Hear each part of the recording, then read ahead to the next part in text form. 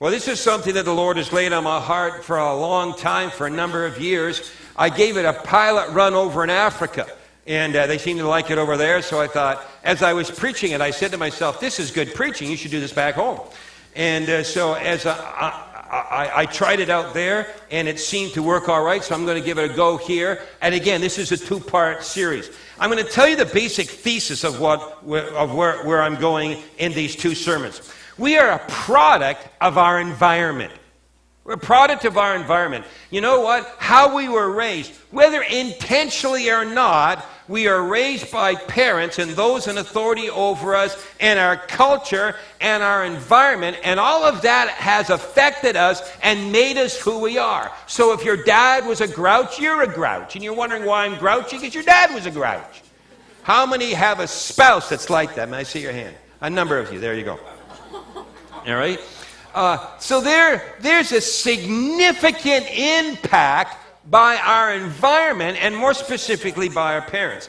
In other words, I want to tell you that you are not raised in a vacuum, and you don't live in a vacuum. Life is actually very complicated. You're a fine-tuned piece of humanity. You see, you think, you act, you respond a certain way because you are you. Everybody say, I am me. And you respond and react a certain way because you're you, and you're not Rick Ritter. And you're not Jeffrey DeMoore. You're you. You're not them, and so you react a certain way. And there are many influencers in your life. Everybody say, I got lots of influencers. Now, this is what I've also come to learn and come to believe. That you are as wholesome as you choose to be. You're as wholesome as you choose to be. Meaning, if you're not whole, it's because you have not probably pursued wholeness. I walk every morning, and I'm sure many of you know that because you can tell by looking at me. So last night, I didn't walk yesterday, so last night I said to Ruthie, I'm going to go for a bike ride. I haven't ridden my bike since we were on holidays. I think I rode it twice. So I haven't ridden my bike probably for a couple of months. I walk every morning. And biking sounds easier if you say it out loud. Right? So it's like, I'm going to go for a bike ride. That sounds easier than just walking when you say it out loud. So I got on my bike, and I started my bike ride, and I got halfway through my bike ride, and I said two things about me. Number one, I'm freezing. That's the first thing I said. And number two, wow, I'm more out of shape than I realized, right? So I'm in the biking shape that I am in because I want to be. It's nobody's fault. It's my fault. So I'm as whole as I choose to be. You see, you must pursue holiness, righteousness, and soundness. You don't accidentally get delivered. You don't bump into deliverance. It's something you must pursue. Now, when it comes to generational traits, and this is what I'm going to show you over the next 2 weeks, without trying, you will pick up every negative trait of your parent. You don't even have to try. You'll just automatically do it. So we use this terminology. Oh, see that kid? That kid's got his temper just like his, because your negative family traits will automatically come to you. You don't have to do anything. Just breathe. That's all you have to do. And you'll be as cranky and as angry and as rude as your dad. It's just being natural. Conversely, watch this, and this is what I believe. The blessings that are resident in your generations will not come to you naturally. You need to pursue them. It's like this. You need to pursue being wholesome. You're not going to be naturally holy. You need to pursue those things. You need to pursue spiritual blessings from your parents, from your grandparents, in the biological line. You need to pursue them. The patterns that are negative will naturally fall no matter what. You okay so far? Now, many of you know that I am a hardcore gardener. When we came home from a holiday, I looked at my front yard and I decided, my front grass, and I decided, that's it. I'm going to put the axe to you. And so I got my wheelbarrow out, and I got my dandelion remover thingy-jiggy, you know, that pokey thing, whatever it's called. And I got down on my hands and knees, and I went to every piece of grass that was no longer grass. It was some kind of weed. But it wasn't a normal kind of weed. It was a very, very bad weed, right? And it had its roots all, like, I pulled up the first one, it had rice on it. It was so deep, okay? So this root, the roots had to be dug out. And so I went bananas. I went all over my lawn, and I'm digging. I'm spreading new dirt around. I'm putting grass seed on. And I did that for maybe about 3 hours or something. And then all of a sudden something hit me. This is a waste of time. Bless your heart, my dear. It was a waste of time. And I said to myself, give it up, Cusick. And so I did what every green thumb would do. I stopped what I was doing. But I want to tell you, where I worked the hardest, the root came out. Are you ready for this? Are you listening to me? Are you ready? There's sin in your heart and in my heart that has deep roots because they're generational sins, and they take a lot of work to get out compared to a new sin that you pick up. So, I don't know if I should tell you about any of my new sins. I don't think I should tell you about any of my old sins either. I'll just tell you about any of my sins. But the point being, if you're not an alcoholic, I'm not an alcoholic. I don't drink. We don't have booze in our house. I didn't grow up around booze. Ruthie did. No, that's not true, by the way. We had no alcohol in our house. And so, if I get drunk tomorrow, don't hold your breath, but if I got drunk tomorrow, which translates into probably drinking half a glass of wine for me. But anyway, if I got drunk tomorrow, if it happened, I would probably never do it again. Because it's not in my family line. I don't battle with alcohol at all. But there are sins in my heart that are deep, deep rooted that you've got to work hard at getting out of your life. Because you got to pursue holiness. Like Father, like Son. A child arrived just the other day. He came to the world in the usual way, but there were planes to catch and bills to pay. He learned to walk while I was away, and he was talking for I knew it. And as he grew, he'd say, I'm gonna be like you, Dad. You know I'm gonna be like you. My son turned 10 just the other day. He said, thanks for the ball, and come on, let's play. Can you teach me to throw? I said, not today, I got a lot to do. He said, that's okay, and then he walked away, but a smile never did. Said, I'm gonna be like him, yeah, you know I'm gonna be like him.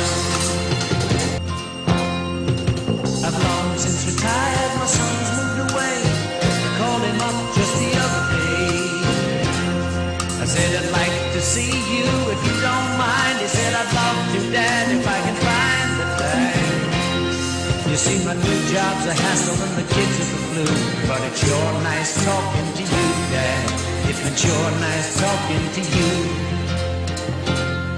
And as I hung up the phone, it occurred to me he'd grown up just like me.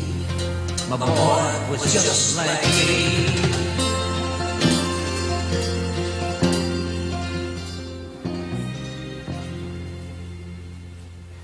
I'm going to share with you, wow, probably the most disturbing Old Testament story, and show you something that is very disturbing for me. Like Father, like Son. As a groundwork for these two sermons, which I can see is pressing into three, but nevertheless,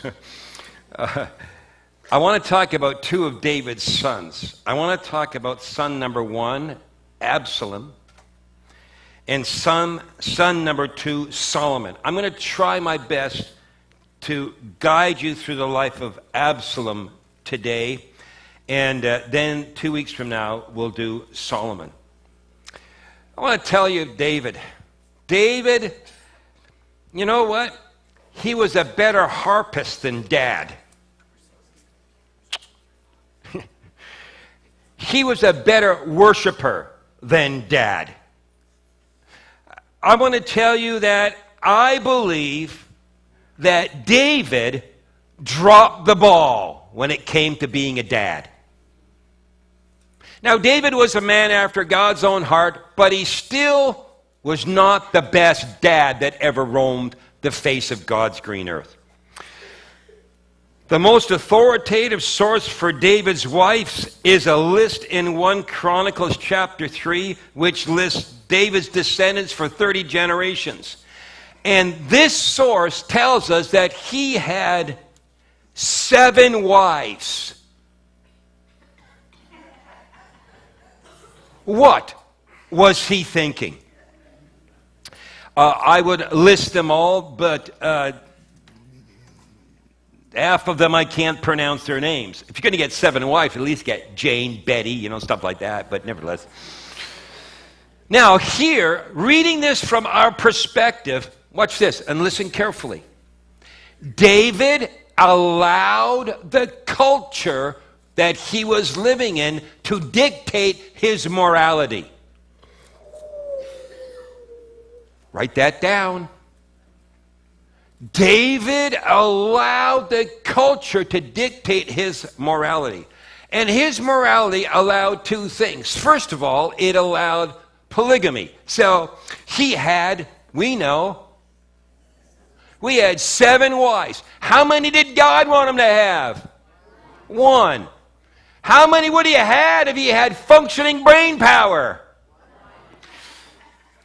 Society and culture said, what somebody said, none.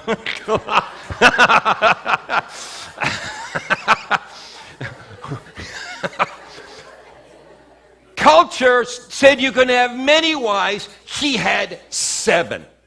Not only did he have 7 wives, he had 10 concubines. Now, what are concubines? Well, concubines are people, women, that he could go and enjoy sexually and not marry. In other words, a New Testament terminology, these were 10 women he could fornicate with. So he had 7 wives, he had 10 concubines, and like I said, he was a great harpist. Kumbaya, my Lord. But he was a bad dad, a poor dad, and not a really great husband. Nobody has 7 wives and 10 concubines is a good husband. Are we on the same page with that? So again, just in passing, don't let the culture dictate who you are or your moral standards. Well, if you have a Bible, I'm going to read a passage of Scripture for you in 2 Samuel chapter 13. David had a wife, Maacah, M-A-A-C-A-H. I'm guessing I had to pronounce that, Maacah. he married her for political reasons. And so in the political realm, he married the daughter of a neighboring king to have a political union. She lived in Hebron with David's harem, his other 6 wives, his 10 concubines. And the Bible tells us that she bore David 3 children. And they were all exceptionally handsome and beautiful children. She bore Absalom, first of all, he bore David, the firstborn Absalom, an especially handsome son, very much like who you see in the mirror on a Sunday morning. A little girl called Tamar, and another son called Hanan. So he had 3 kids. Ready? He had Absalom, he had Tamar, and he had Hanan through the wife Maacah. Are you with me so far? You got to stay tuned because these are really different names. Are you ready in 2 Samuel chapter 13? Chapter 13, verse 1. After this, Absalom, the son of David, had a lovely sister whose name was Tamar, and Amnon, another son. This would be a half son, or what do you call that? Not stepson, half brother, I guess. A half brother. Amnon, the son of David, loved Tamar. Loved his half sister. Amnon was so distressed over his sister Tamar that he became sick, for she was a virgin, and it was improper for Amnon to do anything to her. Whoever says the Old Testament isn't an interesting read. But Amnon had a friend whose name was Jonadab, the son of Shimei, David's brother. Now Jonadab was a very crafty man. And he said to him, "Why are you, the king's son, becoming thinner and thinner every day? Will you not tell me?" Amnon said to him, "I love Tamar, my brother Absalom's sister." So Jonadab said, "Lie down on your bed and pretend to be ill. And when your father comes in to see you, say to him, 'Dad, please let my sister Tamar come and give me some food, and prepare the food in my sight that I may see it and eat it from her hand.'" Now, any dad worth a pound of salt could have smelled a rat. But not this dad. He was kumbaya. Okay. Then Amnon lay down. He pretended to be sick. And when the king came to see her, I've already read that verse, verse 7. And David sent to the home of Tamar and said this, "Go to your brother Amnon's house and prepare food for him." So Tamar went to her brother Amnon's house, and he was lying down. So she takes flour and kneaded it and makes cakes in his sight and bakes the cake. And she took the pan and placed them out before him, but he refused to eat. Then Amnon said, "Have everyone go out of here." And they all went out. Then Amnon said to Tamar, "Bring the food into the bedroom that I may eat it from your hand." And Tamar took the cakes which she had made and brought them to Amnon her brother in the bedroom. Now when she had brought them to him to eat, he took hold of her and said, "Come lie with me, my sister." But she answered, "No, my brother, do not force me, for no such thing should be done in Israel. Do not do this disgraceful thing. And where could I take my shame? As for you, you would be like one of the fools in Israel. Now therefore, please speak to the king, for he will not withhold me from you." However, he would not heed her voice, and being stronger than her, he forced her and lay with her.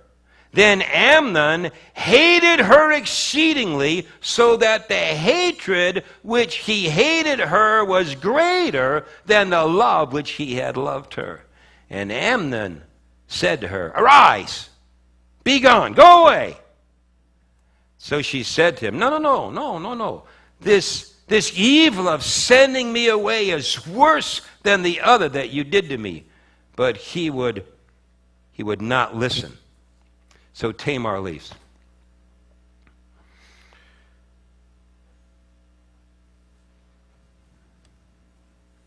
You got to be careful what you read your kids in this book, This passage. Wow. Absalom finds out what happens. And Absalom's not happy. He goes to his sister's defense. This is how he does it. He calls a party, and he asks for all of his friends to come, and he makes sure Amnon shows up as well.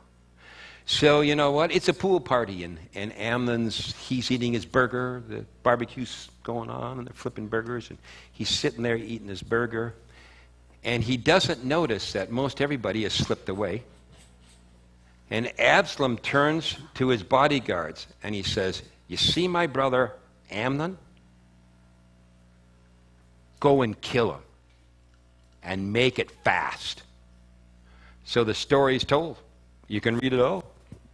His bodyguards went over, and they killed Amnon. Are you with me so far? Now, as a result, here it is on the screen. Absalom murders Amnon, and after this, Absalom escapes to his grandpa, who is a king elsewhere, and he hides there. So that should be the end of the story. But guess what? It's not the end of the story. So I got to keep moving on. Long story short, go with me to chapter 14. Long story short, Absalom ends up coming back to Jerusalem. Okay? So if you look in chapter 14, 25 to 27, I'm going to read this for you. Absalom comes back to Jerusalem. And you know what? He's a looker. He has charisma. He has the looks. He has beautiful, beautiful hair. Right? Beautiful hair. As a matter of fact, they've uncovered this photo in the Holy Land, this one down there. And they digitalized it and they sent it around the world. That's not true. That's simply off of Google. 2 Samuel 14, 25 to 27. Are you there? Now, no one in Israel was as handsome as Absalom. From head to toe, he was the perfect specimen of a man. Are you with me? You okay? His hair is cut only once a year, and then only because it was too heavy for him to carry around, So somewhere on the line, he's like this, His hair. That happened to me when I was 8. Nothing since. When they weighed it out, it was 5 pounds of hair. He had 3 sons and 1 daughter. His daughter's name was Tamar, for she was very beautiful. So you see what's happened now? You're all right? You with me so far? I haven't lost anybody, eh? So what's happened now is Absalom, he then decides he's going to steal the kingdom from underneath his dad. Because understand, he has no relationship with his dad. Remember? David has dropped the ball as a dad. So there's no relationship there. So let's go to chapter 15. Watch this. Chapter 15, verse 1. After this happened, that Absalom provided himself with chariots and horses and 50 men to run before him. Now Absalom, watch this, he would rise early and stand beside the way in the gate. So it was, when anyone would come who had a lawsuit came to the king for a decision, that Absalom would call to him and say, what city are you from? And he said, well, your servant is from such and such a tribe in Israel. Then Absalom would say, look, your case is too good and right, but there's no deputy of the king to hear you. And then he'd say, oh, if I were made judge in the land, and everyone who had a suit or a case would come to me, then I would give them justice. Watch this, verse number 5. Verse number 5, and we're in 2 Samuel chapter 15. Verse 5. And so it was, watch this, when anyone came near to bow down to him, he would put out his hand, he would take their hand, and he would kiss them. And he stole the hearts of the people. He stole the hearts of the people. Verse number 6. In this manner, Absalom acted towards all Israel who came to the king for judgment. And here is this phrase, verse number 6. So Absalom stole the hearts of the men of Israel. Whew. Wow.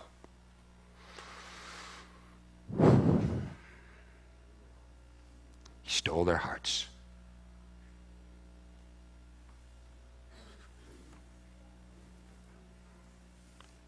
He stole the hearts. Through his charisma, through usurping authority, he stole his hearts, their hearts. I'm only halfway through this one. So I'm going to tell you in 2 weeks' time why that was David's fault. So you come in 2 weeks' time, and I'm going to tell you why that was David's fault. Father, thank you for your word today, and we just ask for your blessing and your help in understanding something very, very significant and very